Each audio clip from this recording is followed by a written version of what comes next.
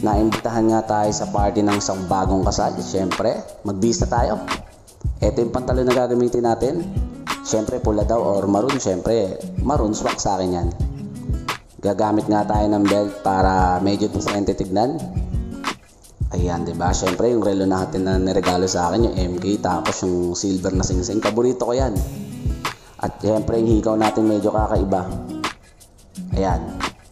Ito yung sapatos natin, black, para angat na angat yung kulay niya sa light color na pantalon. O, diba, napakaangas tignan. Para tayong ambassador niyan. Pipili tayo ng shades dito, pero pansin ko, hindi ko pa nagagamit tong isang to. Kaya etong pipiliin ko. Medyo matapang lang yung datingan nito, masungit kasi siya tignan. Ayan o. So, nag-coat na rin ako kasi mainit sa labas. Ano pa inaantay natin? Tara na, biyahe na.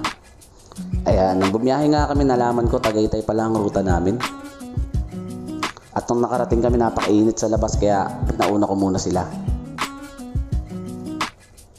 At nung pagbaba nga nila, syempre sumunod na ako. Talagang nag-video muna ako dito, nag-picture muna ako sa overlooking dahil ang ganda.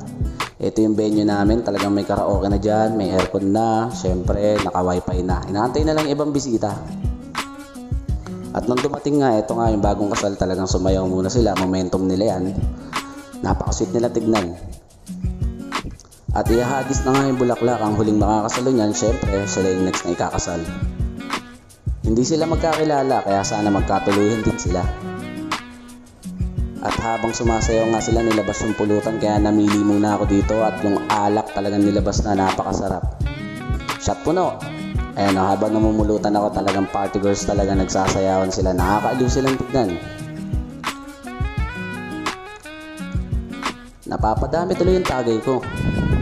At nung gabi nga, dinner na, budel fight ang tema. Siyempre, mapapakain tayo dyan. Pagkatapos nga ng budel fight, siyempre naglakad-lakad ako para mahimasmasan tsaka matanggal konti yung hangover natin. Para konti lang talaga yung mararamdaman natin paggising na hilo.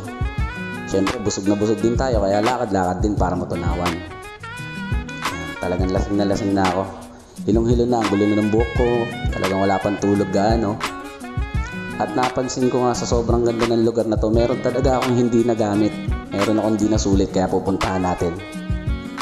Eto yung bilyaran, hindi ko nagamit yan. Siyempre, sayang yung mga practice ko ng ilang taon.